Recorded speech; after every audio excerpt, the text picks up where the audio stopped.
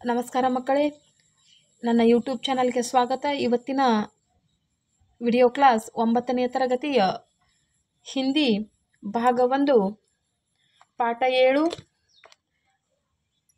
ಪರ್ಯಾವರಣ ಬಚಾವೋ. ಮಕ್ಕಳೇ, ಇದೊಂದು ಪದ್ಯವಾಗಿದ್ದು ಇದನ್ನು ಬರೆದಂತಹ ಕವಿ ಡಾಕ್ಟರ್ ಪರಶುರಾಮ್ ಶುಕ್ಲ.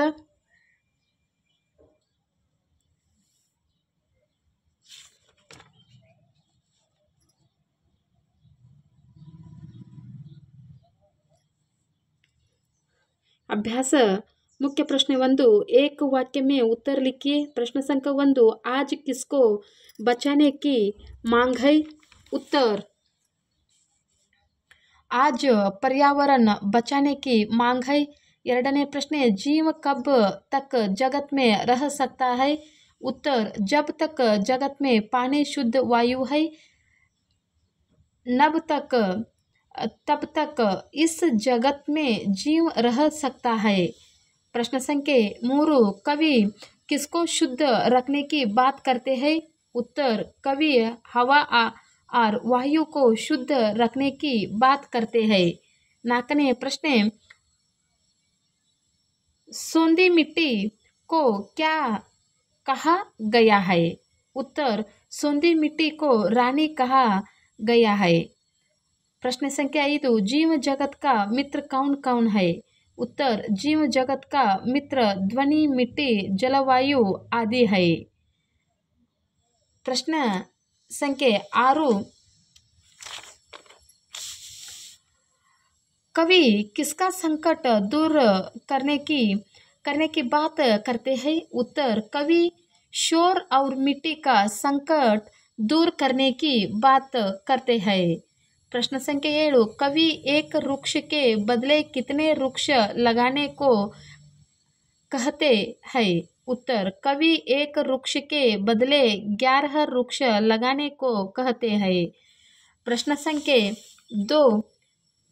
2-3 वाक्यों में उत्तर लिखिए. प्रश्न संख्या 1, पर्यावरण का महत्व समझाइए. उत्तर, पर्यावरण के बिना मानव जीवन संभव है. प्रदूषण बढ़ने के वजह से पर्यावरण संतुलन बिगड़ रहा है. इसकी रक्षा करना हमारा परम कर्तव्य है. 2ನೇ प्रश्न, परिसर की रक्षा के लिए हमें क्या क्या करना चाहिए? उत्तर, परिसर की रक्षा के लिए हम सबको कम से कम एक वृक्ष अवश्य लगाना चाहिए. प्राणवायु हमें पेड़ों से ही मिलती है. एक वृक्ष काटने पर 11 वृक्ष लगाना चाहिए. सेकंड मुख्य प्रश्न 3, जोड़कर लिखिए.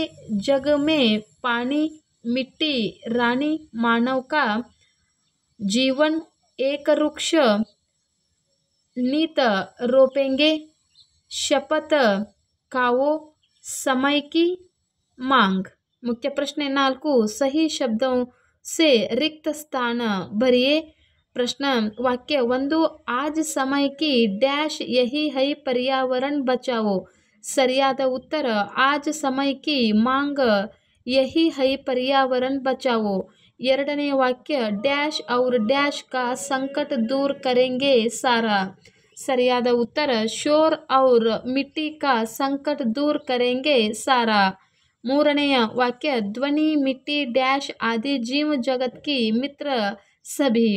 सरियाद उत्तर, ध्वनि, मिट्टी, जलवायु आदि जीव जगत के मित्र सभी. 4ನೇ वाक्य, एक डैश हम नीत रोपेंगे. सरियाद उत्तर, एक वृक्ष हम नीत रोपेंगे. मुख्य प्रश्न 5, भावार्थ लिखिए. ध्वनि, मिट्टी, जलवायु आदि जीव जगत के मित्र सभी, इनकी रक्षा करना अब कर्तव्य हमारा.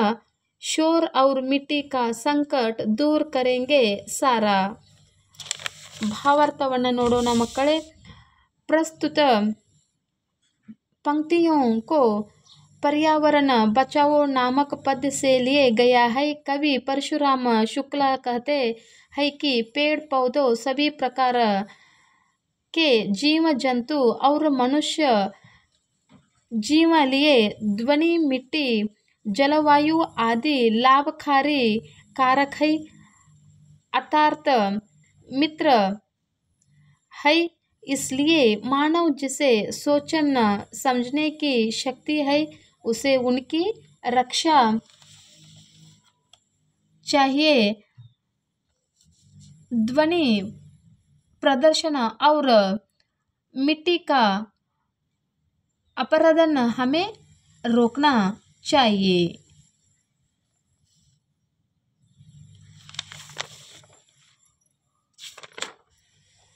मुख्य प्रश्न 6 निम्नलिखित शब्दों के शुद्ध रूप लिखिए। जीव, वायु, पानी, कर्तव्य, मानव। प्रश्न संख्या 7 पशु पक्षी मानव के मित्र है। निम्नलिखित तालिका में 10 पालतू जानवर तथा 10 पक्षियों के नाम लिखिए। पालतू जानवर भेड़, घोड़ा, कुत्ता, गाय, सुअर, बकरी, ऊंट, भैंस, गधा, बिल्ली। एंड 10 पक्षी तोता, मुर्गी, कबूतर, मोर, कोयल, बतख, हंस, गरुड़, कौवा, मोर।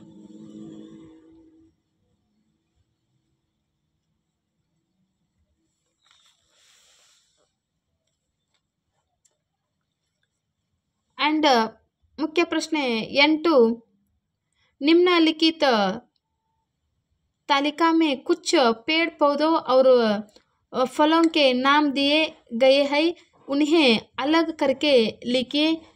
पेड़ पौधों तुलसी, बरगद, नीम, पीपल, नारियल, नीम।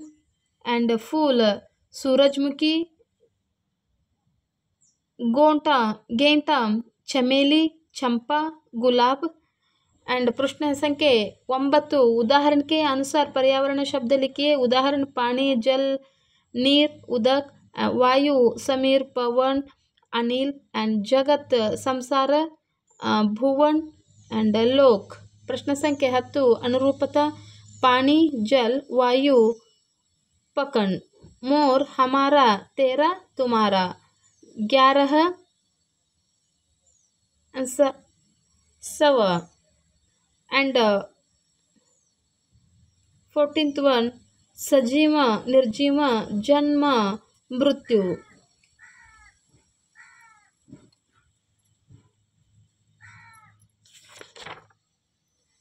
ಮಕ್ಕಳೇ ಇಲ್ಲಿಗೆ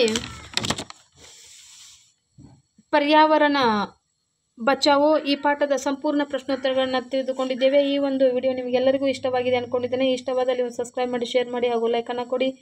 ಪೂರ್ತಿ ವಿಡಿಯೋವನ್ನು ವೀಕ್ಷಿಸಿದಂಥ ಎಲ್ಲ ಮಕ್ಕಳಿಗೂ ಧನ್ಯವಾದಗಳು ಮಕ್ಕಳೇ। ಟೇಕ್ ಕೇರ್, ಬಾಯ್।